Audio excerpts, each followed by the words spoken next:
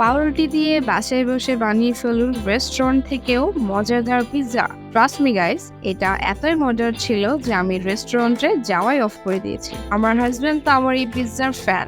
So let's make ইট।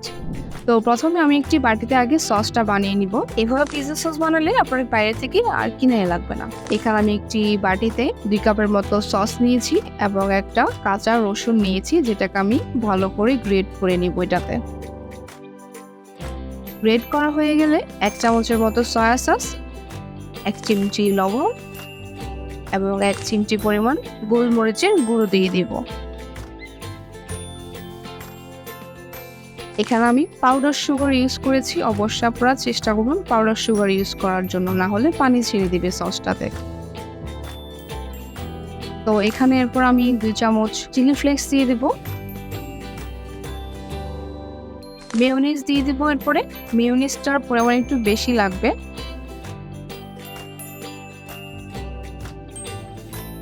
আমার থেকে একটু চিনি কম মনে হয়েছিল, তো আমি একটু চিনি দিয়ে ভালো করে এখন মিক্স করে নিচ্ছি।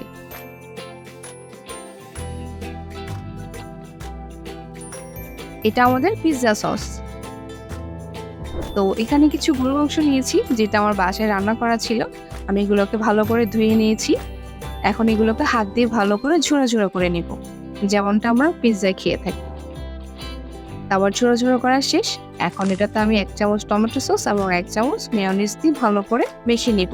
এতে করে গরুর মাংসের যে রান্নার টেস্টটা সেটা চলে যাবে এবং এটা ক্রিমি টেক্সচার আসবে। তো এখানে আমি 2 পিস পাউরুটি নিয়েছি, যেটাতে আমি যে পিৎজা সসটা বানিয়ে রেখেছিলাম ওইটা ভালো করে মিক্স করে নিব। অবশ্যই চেষ্টা করুন ভালো করে মিক্স করার জন্য। যে ঝুড়া গরুর মাংসগুলো ছিল, এখন উপর থেকে সেগুলো ভালো করে সেট করে নেব। চেষ্টা করবেন মাঝখানে দেওয়ার জন্য। উপর থেকে কিছু পেঁয়াজ কুচি ছিটিয়ে দিলাম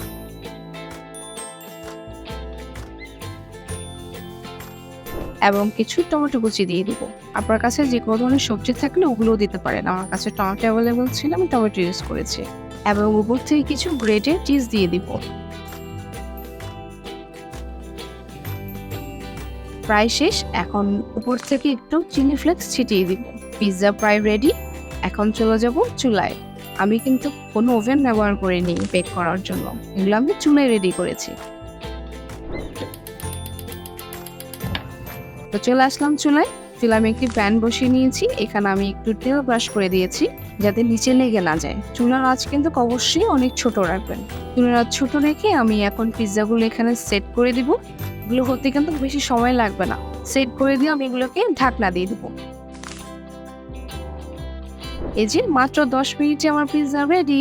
রেস্টুরেন্টে গিয়ে হাজার হাজার টাকা নষ্ট না করে আপনারা অবশ্যই এই পিৎজাটি বাসায় ট্রাই করবেন। আমি হাইলি রেকমেন্ড করছি। বিলিভ মি গাইস, আপনারা এটার ফ্যান হয়ে যাবেন। এরকম আরো মজার মজার রেসিপি পেতে অবশ্যই আমার পেজে লাইক, কমেন্ট, শেয়ার করে দিবেন এবং আমার ইউটিউব চ্যানেলটি সাবস্ক্রাইব করে দিবেন। সবাই ভালো থাকবেন, বেশি করে খাবেন। আল্লাহ হাফেজ।